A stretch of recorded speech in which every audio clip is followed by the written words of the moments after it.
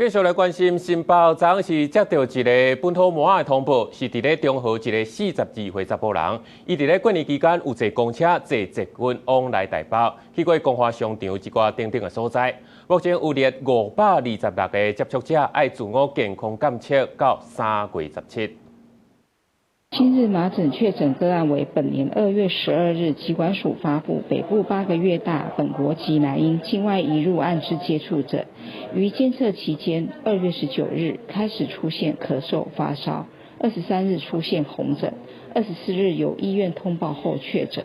目前状况稳定，居家隔离中。